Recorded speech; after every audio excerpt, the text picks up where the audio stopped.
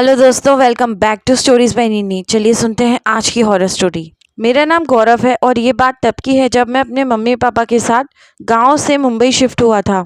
हमें बड़ी मुश्किल से एक बेडरूम वाला फ्लैट मिल गया था जिसमें एक हॉल था और एक किचन थी।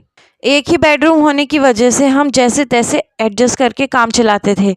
मुंबई में पापा ने अभी नया नया काम जमाया था, इसलिए उनकी मदद करने के लिए एक बार मेरे मामा हमसे मिलने आए। उस वक्त मैं बेडरूम में था और अपना गेम खेल रहा था और मम्मी, मामा और पापा हॉल में बैठकर बातें कर रहे थे। मुझे उनकी थोड़ी बहुत बातें सुनाई दे रही थी जब मम्मी उनसे कह रही थी कि आज रात मामा को यहीं रुक जाना चाहिए। बस मैंने इतनी ही बातें सुन पाई थी कि मुझे भी थोड़ी थोड़ी नींद आ गई और मैं सो गया। रात को मुझे बड़ी बेचैनी सी हुई और मैं उठ गया। मेरे बगल में मेरी मम्मी सोई हुई थी और पापा नहीं थे। मुझे लगा कि शायद मम्मी मेरे साथ सोई हुई हैं और पापा और मामा हॉल में सो गए हैं, लेकिन पता नहीं क्यों मुझे उस कमरे में बहुत ज़्यादा बेचैनी हो रही थी।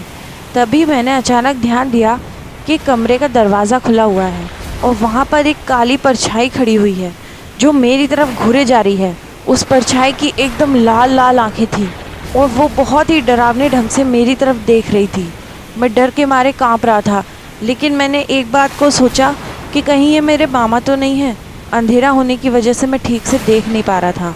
फिर मुझे लगा कि ये ज़रूर मेरे मामा होंगे, लेकिन ये बड़ी अजीब बात है कि मेरे मामा ऐसे हमें देख रहे हैं।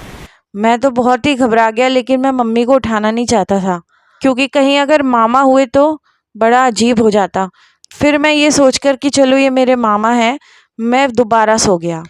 अगले दिन जब मैं उठा और मैंने मम्मी से पूछा कि मामा कहाँ हैं, तो मम्मी ने मुझे जो बताया वो सुन के मैं एकदम हैरान रह गया। मम्मी ने बताया मामा तो कल रात को ही अपने गांव चले गए थे। इसका मतलब मामा तो रात को यहाँ रुके ही नहीं थे। तो फिर वो परछाई किसकी थी जो बहुत ही डरावने ढंग से मुझे देख रही थी?